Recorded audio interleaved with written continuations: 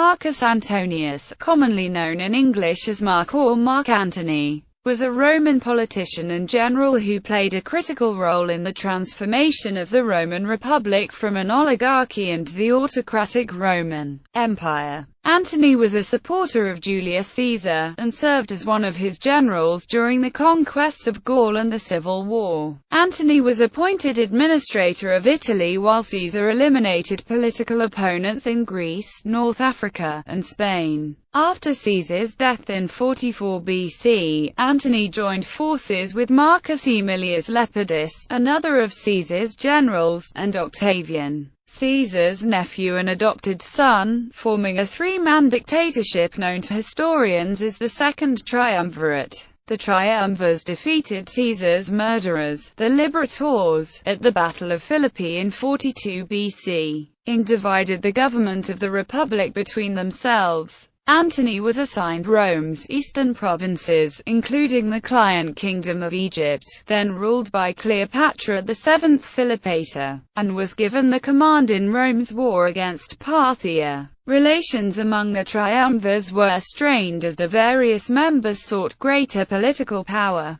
Civil war between Antony and Octavian was averted in 40 BC, when Antony married Octavian's sister, Octavia. Despite this marriage, Antony carried on a love affair with Cleopatra, who bore him 3 children, further straining Antony's relations with Octavian. Lepidus was expelled from the association in 36 BC, and in 33 BC disagreements between Antony and Octavian caused a split between the remaining triumvirs. Their ongoing hostility erupted into civil war in 31 BC, as the Roman Senate, at Octavian's direction, declared war on Cleopatra and proclaimed Antony a traitor. Later that year, Antony was defeated by Octavian's forces at the Battle of Actium. Defeated, Antony and Cleopatra fled to Egypt, where they committed suicide. With Antony dead, Octavian was the undisputed master of the Roman world. In 27 BC, he was granted the title of Augustus, marking the final stage in the transformation of the Roman Republic into an empire,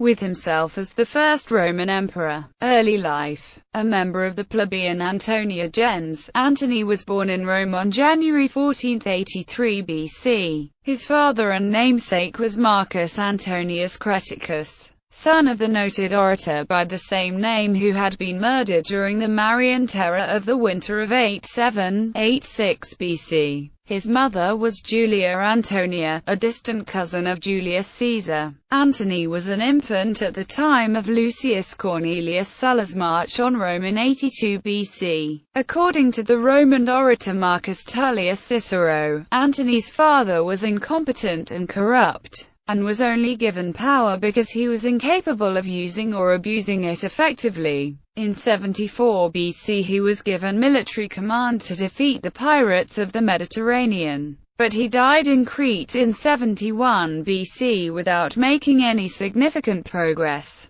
The elder Antony's death left Antony and his brothers, Lucius and Gaius, in the care of their mother, Julia, who later married Publius Cornelius Lentulus Sura, an eminent member of the old patrician nobility. Lentulus, despite exploiting his political success for financial gain, was constantly in debt due to the extravagance of his lifestyle. He was a major figure in the Second Catilinarian conspiracy and was summarily executed on the orders of the consul Cicero in 63 BC for his involvement. His death resulted in a feud between the Antonia and the famous orator. Antony's early life was characterized by a lack of proper parental guidance. According to the historian Plutarch, he spent his teenage years wandering through Rome with his brothers and friends, gambling, drinking, and becoming involved in scandalous love affairs. According to Cicero, he had a homosexual relationship with Gaius Scribonius Curio. There is little reliable information on his political activity as a young man, although it is known that he was an associate of Publius Claudius Pulcher and his street gang. He may also have been involved in the Lupercal cult, as he was referred to as a priest of this order later in life. By age 20, Antony had amassed an enormous debt. Hoping to escape his creditors, Antony fled to Greece in 58 BC, where he studied philosophy and rhetoric at Athens.